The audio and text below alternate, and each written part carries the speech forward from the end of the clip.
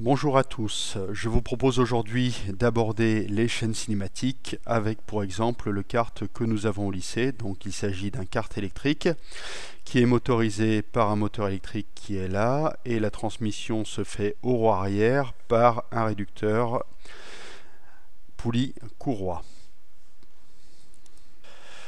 Connaissant la fréquence de rotation du moteur, l'objectif est ici de déterminer à quelle vitesse va se déplacer le kart.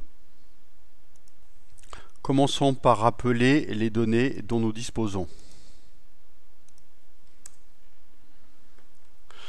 Donc le moteur a une fréquence de rotation de 5000 tours par minute, la poulie motrice ici a 24 dents, la poulie réceptrice 80 dents et les roues sont de diamètre 270 mm. La première chose à faire est de déterminer le rapport de transmission ou la raison de la transmission. Donc la raison R, elle est égale au nombre de dents de la poulie menante sur le nombre de dents de la poulie menée, c'est-à-dire 24 divisé par 80. Ce qui nous fait une raison ou un rapport de transmission de 0,3. Connaissant ce rapport de transmission de 0,3 et la fréquence de rotation du moteur qui est de 5000 tours minute, nous sommes capables de déterminer la fréquence de rotation des roues arrière. Donc la fréquence de rotation des roues est égale à la fréquence de rotation du moteur 5000 tours minute que multiplie notre raison qui est de 0,3. Donc la fréquence de rotation des roues arrière est de 1500 tours par minute. La vitesse tangentielle à la périphérie d'une roue est donnée par V égale R fois oméga, où R est le rayon de la roue et oméga la vitesse de rotation de la roue en radians par seconde. On obtiendra, si R est en mètres, une vitesse de déplacement, donc une vitesse tangentielle en périphérie de la roue, donc une vitesse de déplacement du kart en mètres par seconde.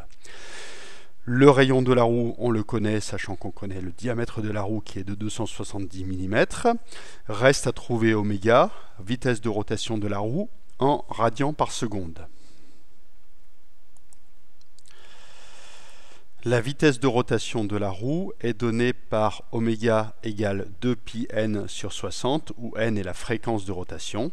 Donc oméga qui est égal à 6,28 fois nos 1500 tours par minute que nous avions tout à l'heure, divisé par 60. Ce qui nous fait donc ici une vitesse de rotation de 157 radians par seconde. Reste maintenant à trouver V. Nous reprenons V égale R fois oméga. Donc V est égal à 0,135 qui est le rayon, que multiplie 157,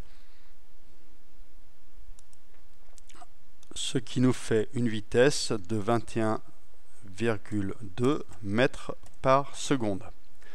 Reste à convertir cette vitesse en km/h. Donc en km/h, on sait que 1 km c'est 1000 mètres et que dans une heure il y a 3600 secondes.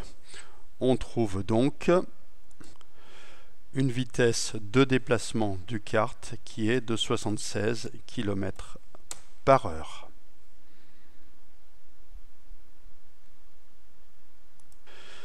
Vous avez donc vu comment sur cet exemple on trouve la vitesse de déplacement d'un véhicule connaissant les caractéristiques de la transmission et le diamètre des roues. Attention ici à deux choses, pensez à calculer le rapport de transmission à partir des caractéristiques de la transmission, donc nombre de dents quand vous avez un réducteur ou quand vous avez une courroie crantée. À partir de là, déterminer la fréquence de rotation des roues.